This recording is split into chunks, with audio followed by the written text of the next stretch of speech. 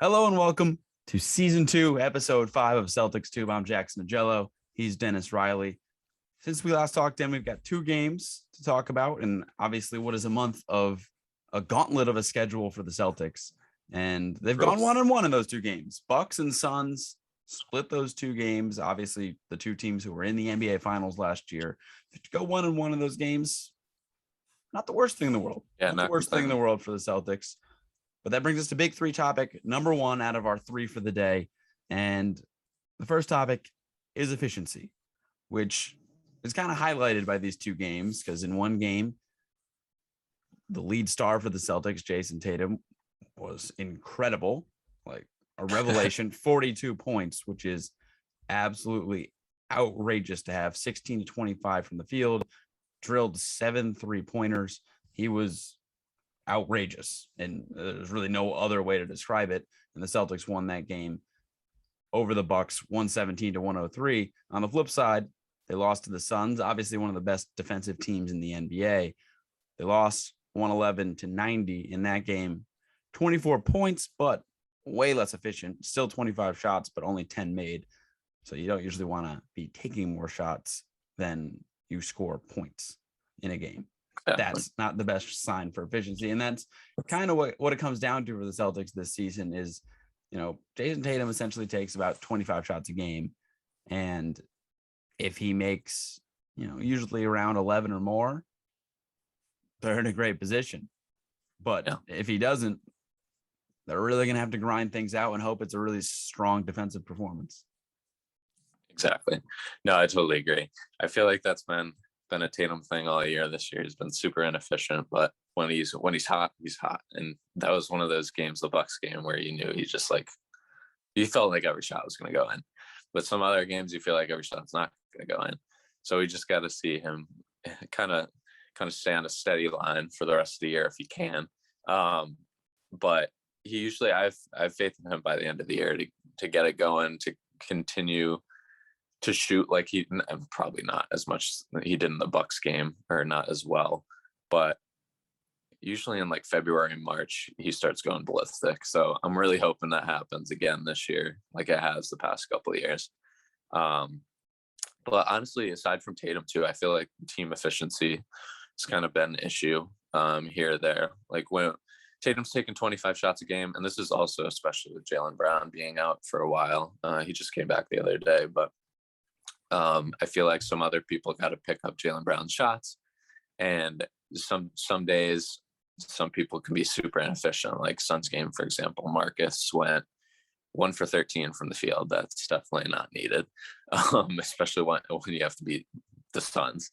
Although Deion Waiters then did say he'd rather go 0 for 30 than 0 for 9 because he went 0 for 9. It means he lost confidence. So Marcus didn't lose his confidence. He didn't lose his confidence. He didn't lose confidence. Yeah, we know that with Marcus. He'll never lose his confidence. But honestly, it's probably one of his first games with like mid double digits shooting in a while. He's taken a lot less shots this year, which has been good.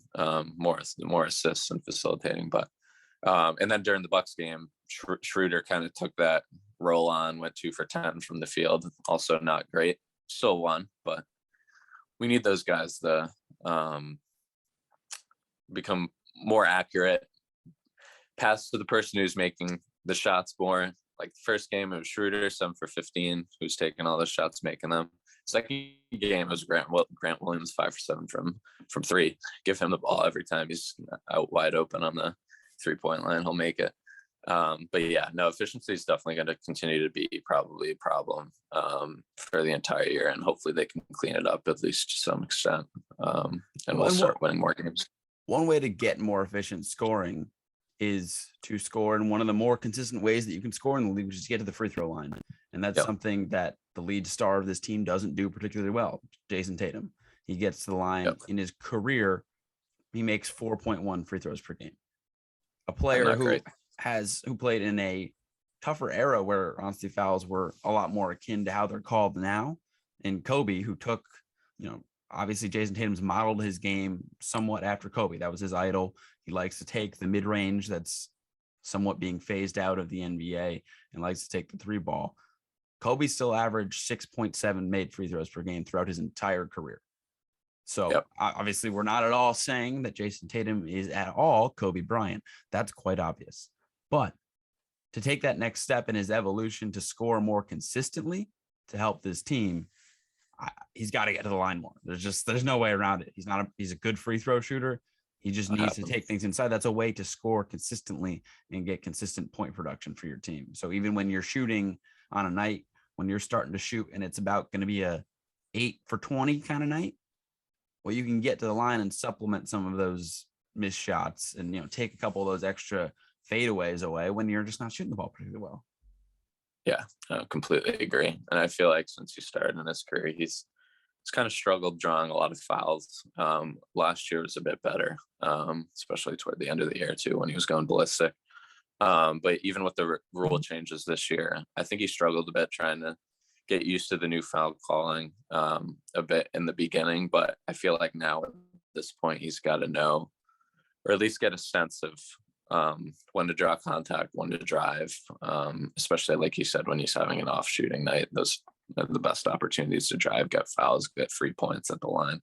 But hopefully it'll come with time through the rest of the year, because we definitely need to get our free throw shooting up, get to the line a lot more as a team in general, especially when it starts with our star. It really does. Yeah, and he's got to set the tone. There's no real way around that. And the goal for obviously the Celtics right now, at least as we've talked about, is big three topic number 2. Keep things around 500 during this time frame where they're playing against really tough opponents. Next one up's the Warriors. Doesn't get a lot tougher than the Warriors, really. Yes. Really doesn't. That's a tough matchup. It'll be a fun game. Yeah, but they just got to keep things around 500 for this time frame. And look, let's say they drop this one to the Warriors, which, fair. In all honesty, might. It's probably likely. Who doesn't drop one to the Warriors? Next up's the Knicks at home, then the 76ers at home as well. So you got to bounce back with those games. You got to make sure you win the games that you have the chances to win, and just keep hovering for now. I mean, Brown's working back into the rotation. It's really mainly a time frame of, let's see if you can hover. Exactly. No, exactly. I think it's definitely a time where, and we said this, not sure if it was 1 or 2 episodes ago, but this month's just been a gauntlet of a schedule, like you said earlier. Like, it's staying at 500 throughout this month. As much as you want to be around like 750-ish, 500 is definitely not a disappointment for the month with the schedule they've had. And like you said, Golden State coming up, tough game. Home against New York. The Knicks have been struggling a bit, but they always play a tough game. Same with Philly. Philly's also struggled a bit, but Philly, we always play a tough game, like that one a few weeks ago. And then we played Cleveland again, or like we did a couple times earlier in the year, and they're a solid team right now. They're a really solid team. And then Milwaukee again, which will be tough. So we do still have that tough schedule coming up. Should calm down a bit in January, but staying at 500 is definitely key. Can't sink the boat, just got to stay afloat. That was a good one. You're a little proud of that. I respect that. Yeah, I was a little proud of that. Big three topic number 3, as this team tries to keep staying afloat, is looking ahead towards trade deadline talk. Obviously, still a ways away towards February for that, but I think it's quite obvious what this team needs: shooting. Yep. They need somebody who can make an open shot, because part of the problem for this team is efficiency, where they're not making shots at a high volume, which in part strings from ball movement and shot selection, and in part just is not making shots. Like, there's part of it identifying the problem. There's part of it it's just very simple. There's complex answers, but part of it's just not making open shots, and they need someone who can do that. Yeah. No, totally agree. And there's been, I've already seen some rumors out there that we're definitely looking to bolster the lineup. I've even heard rumors that we're trying, which hopefully will happen, because we need a third star on the team. But I've heard some rumors about that as well. Shooting's definitely the number one thing on the checklist. We need that. We need that guy who who we can go to when no one else's shots are dropping, and who can make shots, because that happens a pretty fair amount with this team. Like a lot of people just aren't making shots.